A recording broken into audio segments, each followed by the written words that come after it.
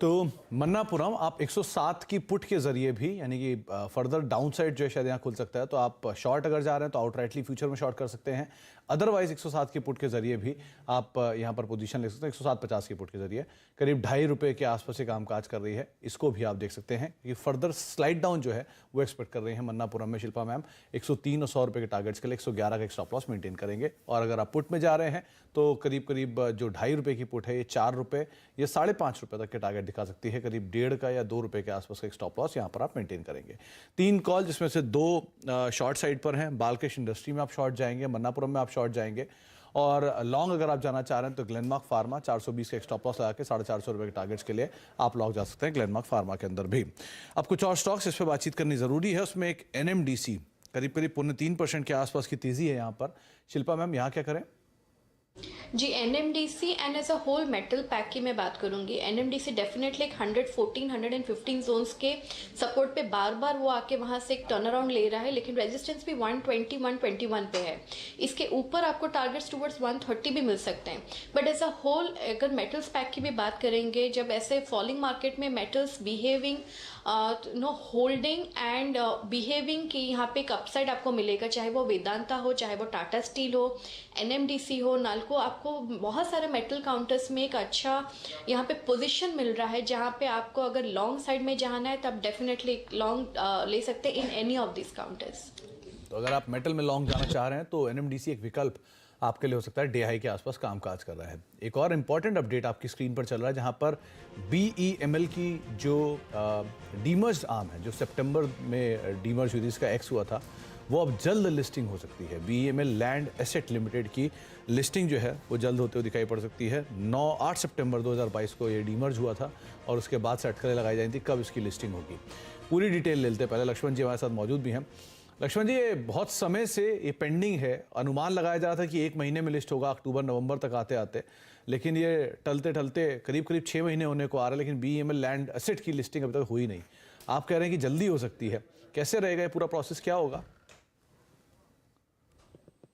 बिल्कुल, जो अनुमान लगाया जाता था उस अनुमान के मुताबिक लिस्टिंग हुई नहीं, इसलिए मैं खबर लेकर के आया हूं ये बताने कि अब लिस्टिंग जल्दी होगी।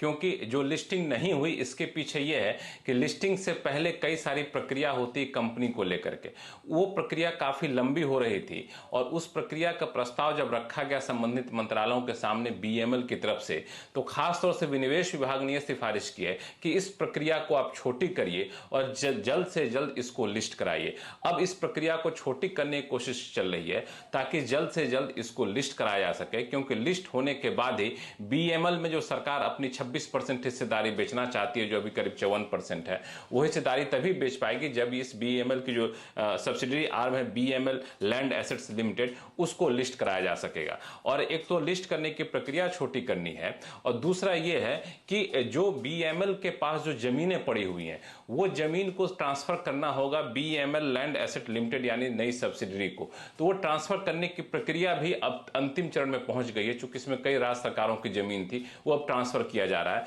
तो मुझे लगता है कि ये जो इंतजार था, इंतजार बहुत जल्द खत्म होने वाला है। इसको अगर शॉर्टन किया जाए इस प्रोसेस को, तो कैसे शॉर्टन किया जाएगा? क्योंकि इतना समय लग गया, तो इसको और शॉर्ट करने के लिए गवर्नमेंट कैसे काम करेगी? देखिए, जो शॉर्टन करने की बातचीत चल रही है वो ये है कि दरअसल BEML सब्सिडरी जो लैंड एसेट लिमिटेड है उसको लिस्ट करने से पहले एक बोर्ड का गठन किया जाएगा।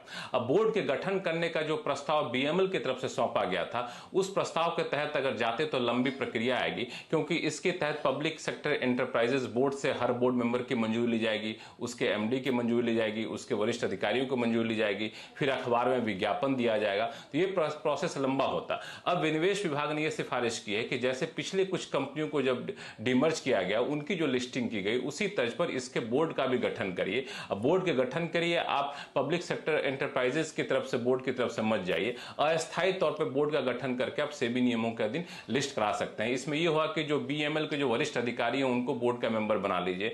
उस तरीके से जो BEML के नोडल मिनिस्ट्री, उनके अधिकारी बोर्ड के मेंबर हो जाएंगे और इस तरीके से बोर्ड का गठन जल्दी हो जाएगा, तो आप इसको जल्द लिस्ट करा सकेंगे। तो ये जो सिफारिश विनिवेश विभाग की तरफ से की गई है, उसके तहत अब बोर्ड का गठन बहुत जल्द किया जाएगा और वो भी लगभग अंतिम चरण में है और उसके बाद इसको लिस्ट करने की तरफ आगे बढ़ेगी सरकार।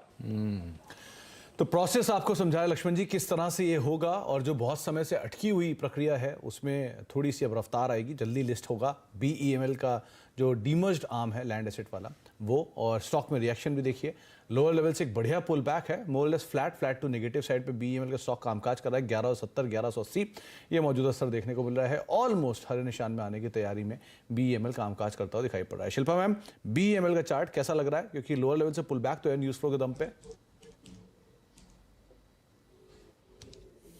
जी, BEML की बात करेंगे हम लोग तो यहाँ पे अगर आप देखेंगे 1138 पे एक अच्छा खासा सपोर्ट है। अगर ये 1200 जोन्स के ऊपर ट्रेड करना चालू करता है तो अच्छा आपको मोमेंटम मिलेगा टुवर्ड्स टारगेट्स ऑफ 1320। अदरवाइज आप थोड़ा वेट कीजिए, टुवर्ड्स 1140 जोन्स बाय करेंगे तो ज़्यादा लिक्रेटिव रहेगा। तो रणनीति आपको बताइए BEML को लेकर करीब 11 और 70 के जोन्स में भी कामकाज कर रहा है। बहुत बहुत शुक्रिया लक्ष्मण जी, ये तमाम खबर हमें तक पहुंचाने के लिए, अपडेट देने के लिए। एक ब्रेक का वक्त हो गया, ब्रेक के बाद लौटते हैं और कुछ और स्टॉक से बातचीत करते हैं और एक सस्ता ऑप्शन भी आइडेंटिफाई करवाते हैं शिल्पा मैम से। छोटा सा ब्रेक के उस बार